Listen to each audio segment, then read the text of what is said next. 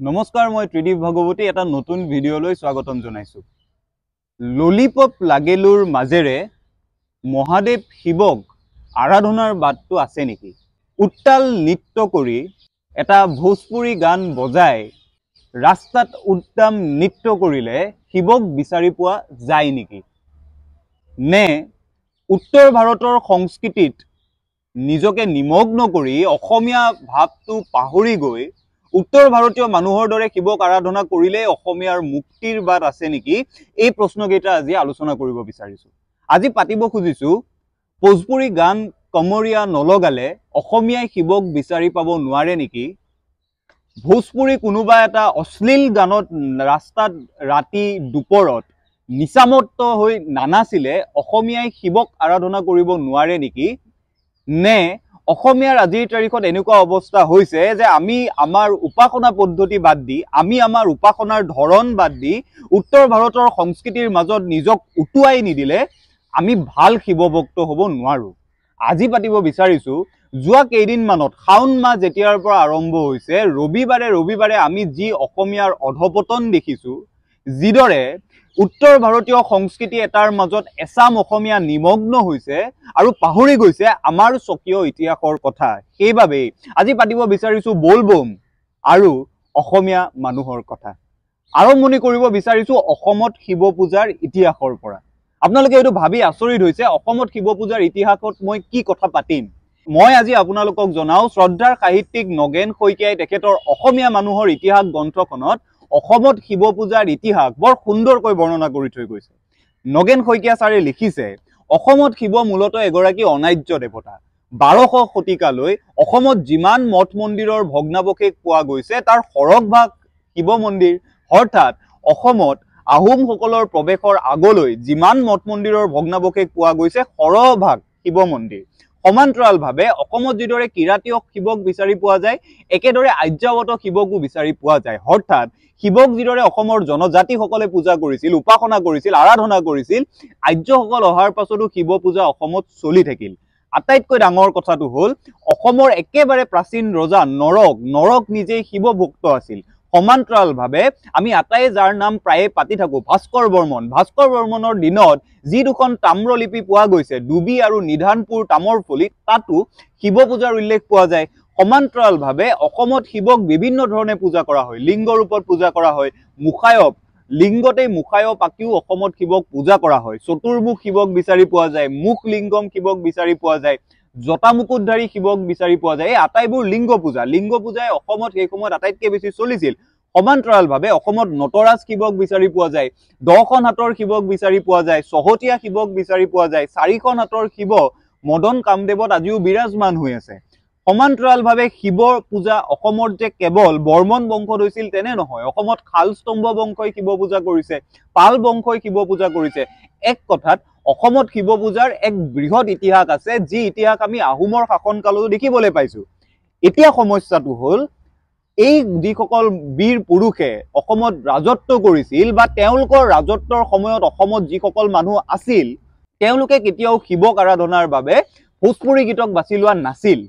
অসমত যোৱা প্ৰায় 30-40 বছৰ আগলৈকে যিমান মানুহ আছিল, যিসকল অসমীয়া আছিল, তেওঁলোকেও শিৱক ভাল পাইছিল। তেওঁলোকে কিন্তু শিৱক ভাল পোৱাৰ বাবে ৰাতি উদ্যাম নৃত্য কৰিবলৈ ৰাজপথটো বাছি লোৱা নাছিল আৰু কাষত তেওঁ এনেকুৱা গান এটা বজাই লোৱা নাছিল যে কমৰীয়া বা ললিপপ লাগেলু। তেনেকুৱা গানৰ মাজেৰে কিছু বছৰ আগলৈকে অসমত শিৱক আৰাধনা কৰা হোৱা নাছিল। বোলবমৰ তাৎপৰ্য কি? শিৱই যেতিয়া অমৃত মন্থন কৰিছিল, অমৃত মন্থনৰ সময়ত যিখিনি গৰল ওলাইছিল আটাইবোৰ গৰল শিৱই যেতিয়া নীলকণ্ঠ ৰূপে পান কৰিছিল তেতিয়া দেৱতাসকলে শিৱৰ ওপৰত পানী ছটিয়াইছিল, শিৱৰ ওপৰত পানী দিছিল, যাতে বিষধাৰী শিৱ, বিষ পান কৰা শিৱই তেওঁ যি ত্যাগ কৰিলে, তেওঁ যি কষ্ট কৰিলে সেই কষ্টৰ প্ৰতি শ্ৰদ্ধা জনাইছিল। সেইবাবে বোলবম পালন কৰা হয়। এতিয়া সমস্যাটো হৈছে আমি আজি এই আপত্তিটো কৰা নাই যে অসমীয়া মানুহে বোলবম পালন কৰিব নালাগে, আমি সেই কথা ক'বলৈ খোজা নাই। কিন্তু আমি এই ছবিখন আপোনালোকৰ সন্মুখলৈ আনিব খুজিছো।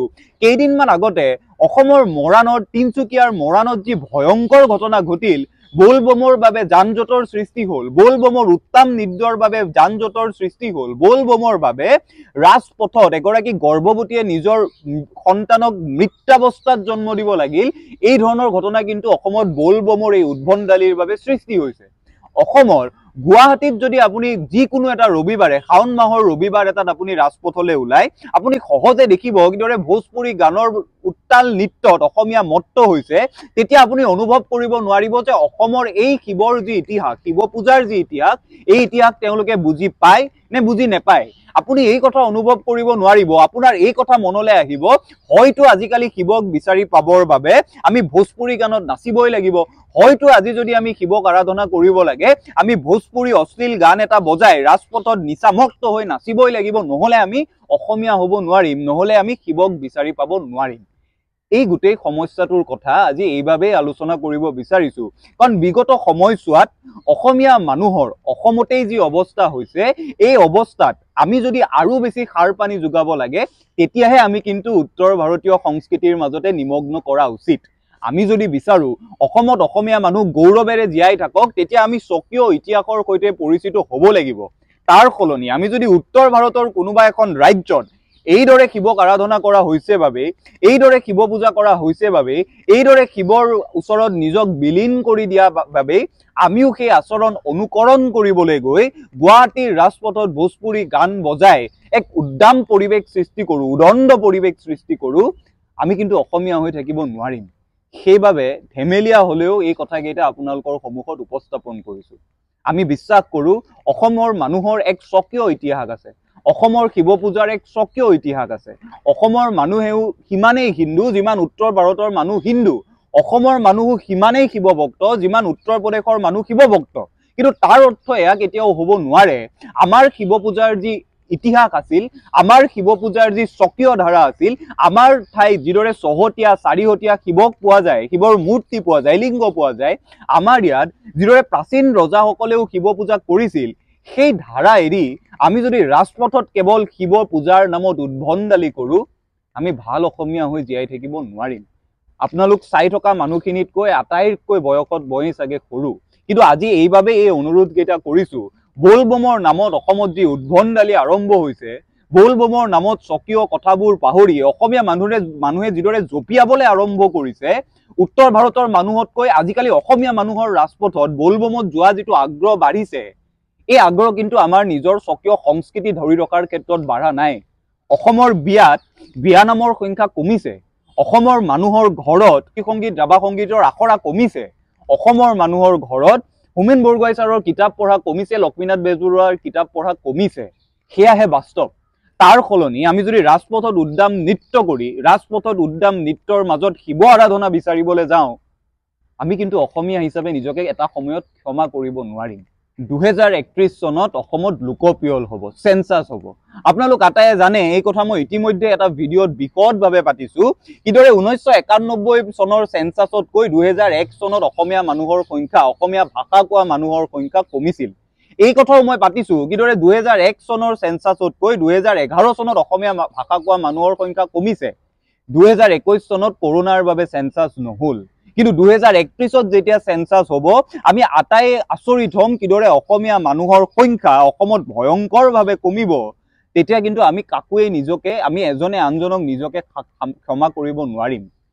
দুখ লগা কথাটো হ'ল, যিটো সময়ত অসমৰ বিয়াত বিয়া নামৰ সংখ্যা কমিছে, যিটো সময়ত অসমত অসমীয়া মানুহে নিজৰ সংস্কৃতিৰ প্ৰতি থকা ভালপোৱাৰ সংখ্যা কমাইছে, সেই সময়তে আমাৰ মাজৰে এছামে গৈ ৰাজপথটোক বাছি লৈছে শিৱ ভক্তিৰ আৰাধনাৰ বাট হিচাপে। এয়া যদিহে এখন ৰাজ্যৰ এটা জাতিৰ ভৱিষ্যতৰ ৰূপৰেখা অংকন কৰিবলগীয়া মানুহখিনিৰ কাৰবাৰ হয়, এই জাতি কিমান বছৰ জীয়াই থাকিব, এই কথাবোৰ মানুহে সেইবাবেই সন্দেহ কৰিছে। আপোনালোকক এটা কথাই কৰজোৰে অনুৰোধ কৰিব খোজো, আমিও হিন্দু, আপোনালোকো হিন্দু, চাই থকা হয়তো বহুতেই হিন্দু।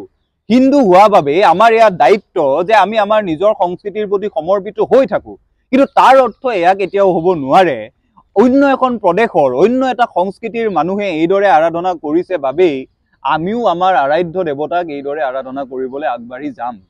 ৰাতি যেতিয়া बोलबমৰ নামত গুৱাহাটীৰ ৰাজপথত ডাঙৰ ডাঙৰ স্পিকাৰ বজাই নৃত্য কৰা হয়, তেতিয়া কোনো শিৱ আৰাধনা কৰা নহয়, সেয়া নিচামুক্ত উদ্ভণ্ডালি। ৰাতি যেতিয়া গুৱাহাটীৰ ৰাস্তাত ভোজপুৰী গানৰ তালত নাচি নাচি আমি শিৱক আৰাধনা কৰা বুলি ভাবো, সেয়া শিৱ আৰাধনা নহয়, সেয়া উদ্ভণ্ডালি। অসমৰ যি স্বকীয় ইতিহাস, শিৱ পূজাৰ যি ইতিহাস, সনাতন ধৰ্মৰ যি ইতিহাস, সেই ইতিহাস অধ্যয়ন নকৰাকৈ, সেই ইতিহাসৰ সৈতে সমৰ্পিত নোহোৱাকৈ আমি যদি উত্তৰ ভাৰতীয় সংস্কৃতিটোৰ জৰিয়তে নিজকে শিৱভক্ত হিচাপে প্ৰমাণ কৰিবলৈ আগবাঢ়িছো, আমি কিন্তু ভুল কৰিছো। এইবাবেই আজি এই কথাখিনি উল্লেখ কৰিছো। আপোনালোকে হয়তো ভাবিব মই বলবমৰ বিৰোধিতা কৰিছো নেকি? নাই কৰা। বলবমো এটা অঞ্চলৰ, এখন প্ৰদেশৰ এক শক্তি আৰাধনাৰ, ভক্তিৰ এক নিজস্ব প্ৰণালী। মই তাৰ বিৰোধিতা কৰিব খোজা নাই, কিন্তু মই এই কথাতেই আটাইতকৈ বেছি লজ্জিত হৈছো, দুখ লাগিছে। অসমীয়া মানুহে উত্তৰ ভাৰতীয় মানুহতকৈও যে বেছিকৈ বলবমলৈ গৈছে, কিন্তু নিজস্ব সংস্কৃতি পাহৰি গৈছে, সেই কথাটোহে চিন্তাৰ বিষয়। আশা কৰো কথাখিনি বৰ বেছি চিধাকৈ কোৱাৰ বাবে আপোনালোক কোনেও বেয়া নেপাব, কাৰণ কথাখিনি কোৱাটো বৰ জৰুৰী। এইকেইদিন ৰাতি ৰাতি গুৱাহাটীৰ ৰাজপথত যি দৃশ্য চকুৰে দেখিছো, সেই দৃশ্য দেখিয়েই কথাখিনি ক'বলৈ মন গৈছে। এই কথাই আশা কৰিম অসমীয়া মানুহে নিজস্ব শিপা আৰু সংস্কৃতিৰ পৰা বিচ্ছিন্ন হৈ নগৈ নিজৰ শিপাৰ সৈতে সংযুক্ত হৈ থাকিব। আমি আন দেশৰ সংস্কৃতি, আন প্ৰদেশৰ সংস্কৃতি গ্ৰহণ কৰিম, কিন্তু প্ৰথমতে নিজস্ব ইতিহাসবোৰ জানিম, প্ৰথমতে নিজৰ শিপাৰ সৈতে পৰিচিত হ'ম, নিজৰ অনুষ্ঠান, নিজৰ কৃষ্টি সংস্কৃতিক জীয়াই ৰাখিম, তাৰ পাছত আমি বলবমলৈ যাম। আমি নেঘেৰিটিঙৰ শিৱদৌলটোক চিনি পাম।